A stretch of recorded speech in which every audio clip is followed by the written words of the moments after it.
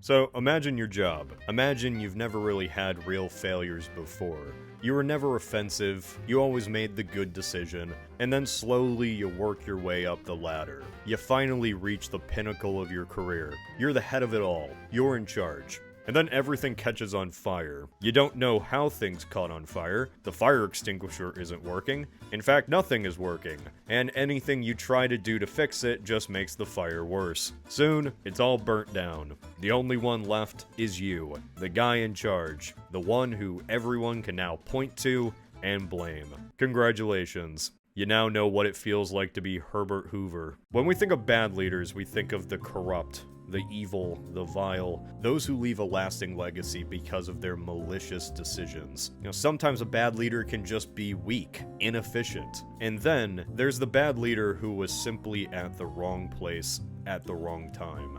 They're not the fall guy, they're not completely innocent in this. Maybe they make a lot of bad decisions. Had they been in charge during a less precedented time, perhaps they would be far better remembered by history. Herbert Hoover was one of those bad leaders. He was a terrible president, but he was actually a pretty good man. He just failed to put out the fire, and in fact, made it a lot worse. Shantytown soon took his name. His face was forever tied with an era of hopelessness and poverty. But it didn't have to be this way. Let's imagine an alternate scenario, one where Herbert Hoover never oversees the Great Depression, and instead oversees one of the most prosperous times in American history, all because he decided to run for president in 1920 instead of 1928.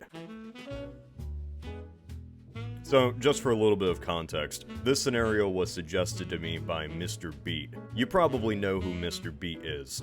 He's Mr. Beat. He has been bestowed the knowledge of the presidents and states. And in fact, he even made his own alternate history video, one about Lincoln never being elected in 1860. I apologize to the greater history community. I have brought the curse of alternate history onto this land. So when Mr. Beat proposed this idea to me of Hoover running in 1920 instead of 1928, my initial thought, like anyone from the 21st century, was Herbert Hoover? Really? Like nobody has thought about Hoover since the days Kansas was 90% dust and the other was 10% bowl. But upon further research, I went, oh, there's something there. If you want a full breakdown on everything Hoover has done and why he's so darn special, Beat has a great video about it. But for the sake of time, let's do a quick summary. Seriously though, go watch his video. Hoover was born in the middle of nowhere, Iowa. Both of his parents died when he was just a wee lad. He became an orphan and pretty much had to start from the absolute bottom.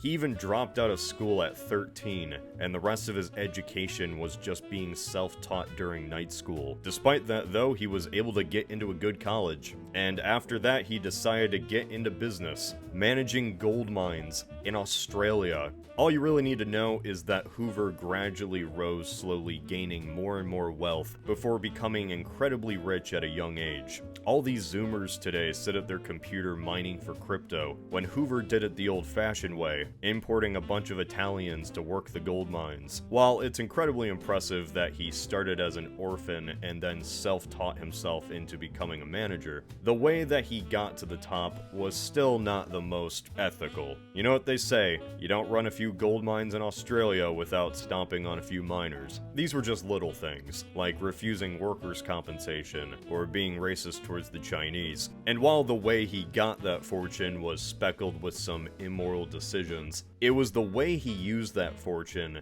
that really defined him. And I don't mean slapping his name on a library or contributing to the fine arts. I mean stuff that actually matters, like feeding people. When the Great War began, Hoover kinda just stopped focusing on what made him rich. He just up and decided to start working on food distribution. It turned out that Hoover had a knack for organizing. Hoover started using his wealth to do actual organizing relief efforts across all of war-stricken Europe.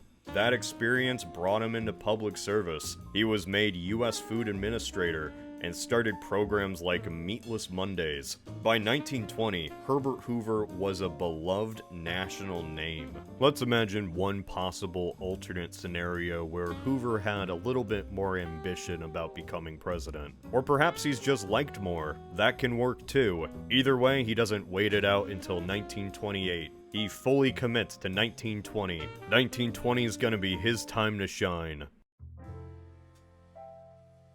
Now, it might seem strange in the today times, but Hoover up until the 1920 election didn't pick a political party. Republican or Democrat? What am I feeling? And what's even crazier is both parties wanted him. The Republicans ended up winning out though. Hoover always leaned towards economic conservatism. That small government aspect of the party was becoming quite prevalent. Funnily enough, before Hoover picked a party, FDR, yes, that FDR, suggested to Hoover that they should run together. Which, while that is a very interesting idea to imagine, I can already tell you my prediction for how that would have worked out. How does Hoover get the nomination? Well, 1920 was a chaotic time for the Republicans, and all the far bigger fish were duking it out. Major General Leonard Wood was actually the main contender, but others like Governor Frank Loudon and Senator Hiram Johnson prevented him from getting the majority. The convention was at a stalemate, so as a compromise in a smoky room, everyone just settled on Warren G. Harding because he never pissed anyone off. Warren G. Harding, one of the few men who kinda just accidentally became president. So, in this alternate scenario, what if Hoover, I guess, was that compromise candidate? It's very unlikely, I know. Hoover had already lost against Hiram Johnson earlier, and the old guard didn't really like him. So while Hoover was a household name at that point, he was still less popular in the party than the third most popular guy. Think of this like imagining if Chris Christie or Marco Rubio won the nomination in 2016. Is it realistic? No, not at all. But it's one of those long shots that you can kinda see happening, like if you squint at it. So let's just say that Harding refuses to run for some reason, the party has really no other options left, and Hoover magically gets popular enough by 1920 to be the compromise for the compromise. And then I guess for his running mate, we'll just stick with Calvin Coolidge. And the only reason I'm saying that is because for some reason during the 1920 convention, the delegates just kept shouting for Coolidge, and he was voted in. Democracy works. Coolidge is never president. Which for you probably doesn't mean that much, because nobody remembers that Calvin Coolidge was president anyway. Hoover wins the nomination, and let's just get it all out of the way right now, he wins the presidency too. The general election of 1920 wasn't really about who ran. The American public was just done with Woodrow Wilson, and the Democrats ran a guy who was too close to Wilson, and so they lost, badly. It was the second largest landslide in American history. So congrats Hoover, you did it. Now what?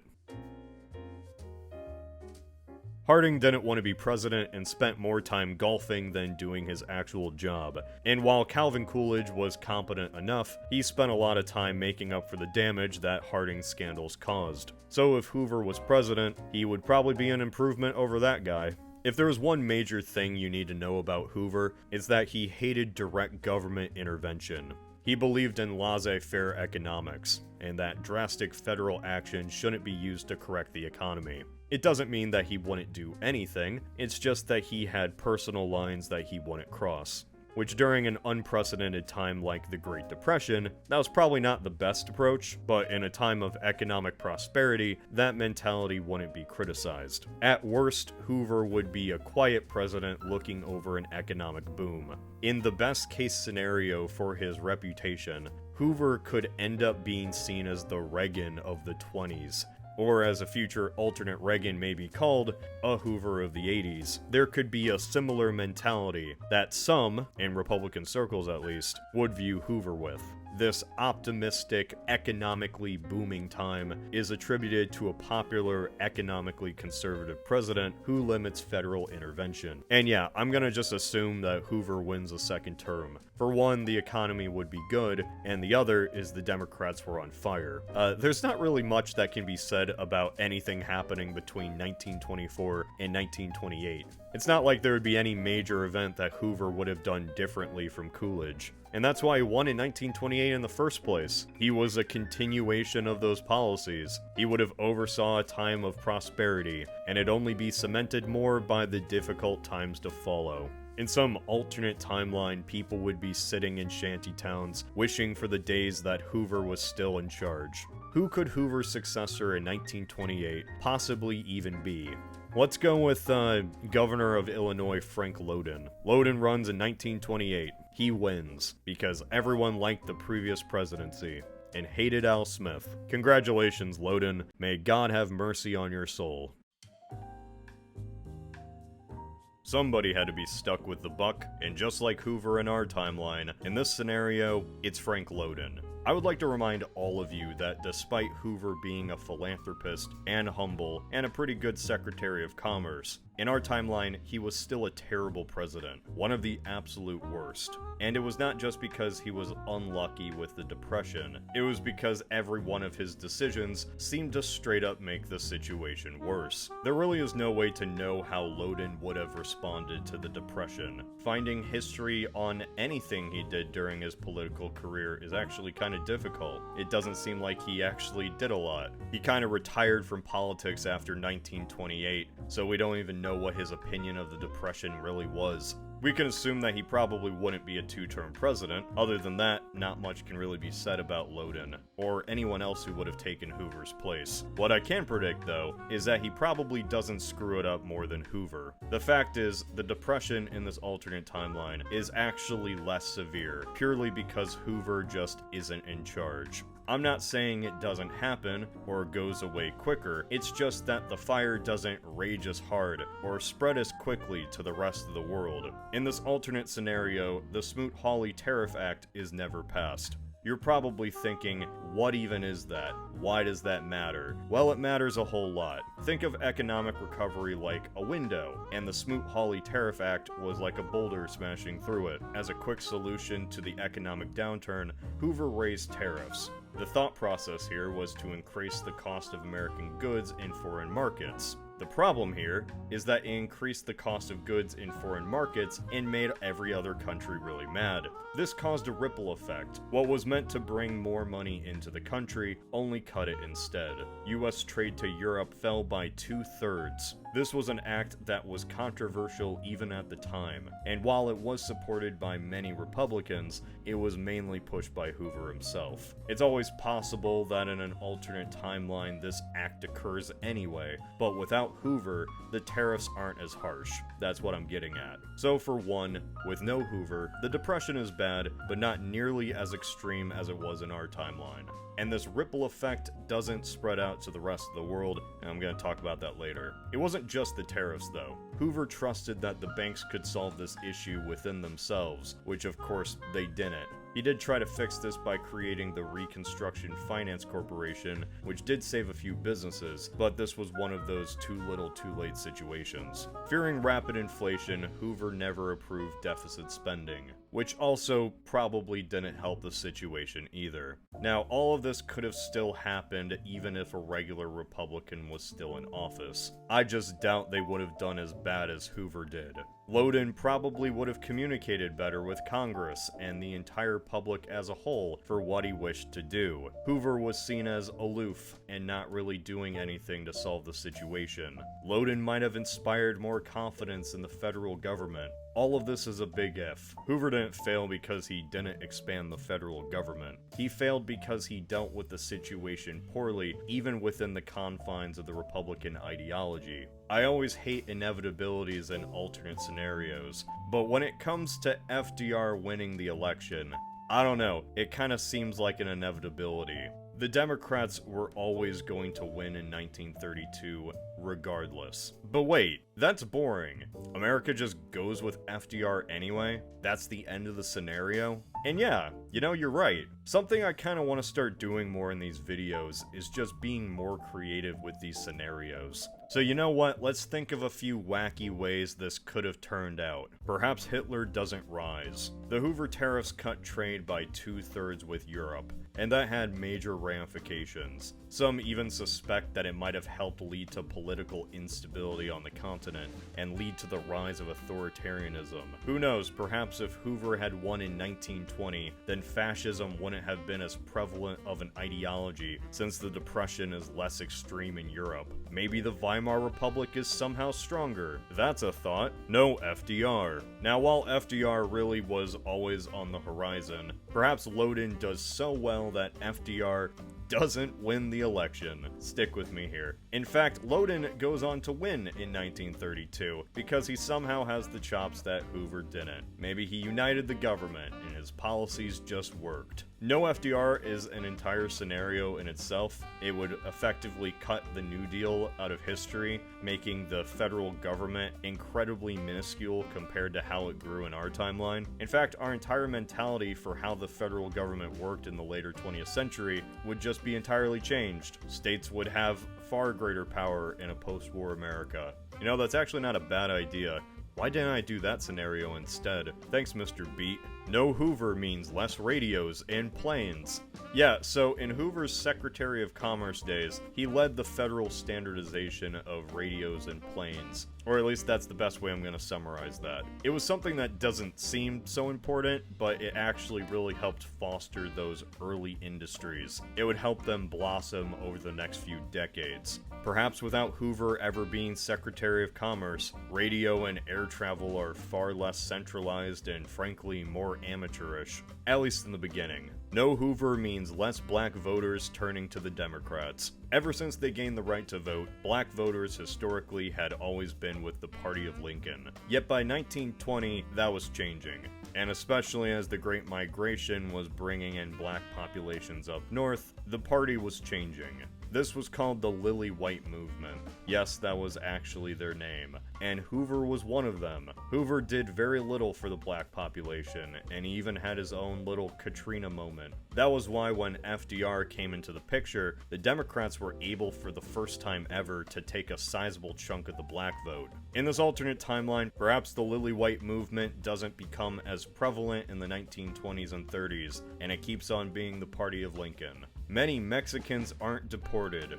Wait, what? Yeah, so this one, I'm just gonna say, is a pretty surefire possibility. When the Depression began, Hoover tried every possible solution in the book, including blaming the immigrants. And it worked. In the span of his presidency, the US deported 400,000 to potentially 1 million Mexicans to the other side of the border. The numbers are really not well known, and a lot of people disagree because, I guess nobody really took that good of records about it. In this alternate timeline, that wouldn't have happened. I don't really have an interesting point here. I just came across it. Hoover runs for a third term. Before FDR, serving 2 terms and then retiring was simply a precedent, and it wasn't the law. Maybe Hoover would feel super confident in his presidency after 8 years of success and decides to run for a third term. Then hilariously, everything just ends the same exact way. Reputation ruined, Depression only made worse, Hoovervilles. I don't know, wouldn't that have been funny? He just does the same exact thing.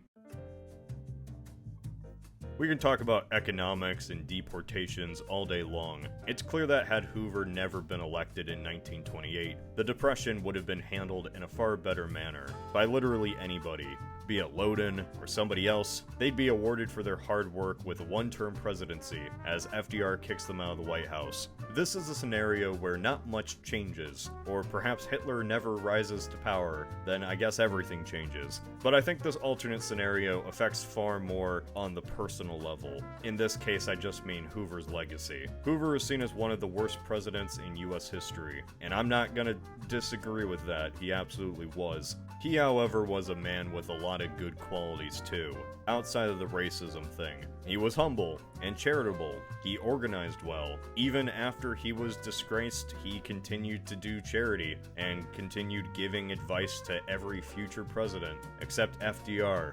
Fuck that guy. Herbert Hoover lived into his 90s, like Jimmy Carter, a time full of shame and regret, like Jimmy Carter. He was bitter over FDR swooping in to save the day, and disagreed until the day he died about how the New Deal changed the federal government. Hoover frankly was never meant to be president during 1928, and what's funny is that had he been president in 1920, history would have looked back on him far more kinder. He perhaps even could have had more of an influence in the future of the GOP, considering how long he lived. Herbert Hoover for generations could have been remembered as a smart philanthropist who guided America through a period of peace and prosperity. But instead, he's seen as one of the worst presidents of all time, all because he ran in 1928 instead of 1920. This is Cody of Alternate History Hub.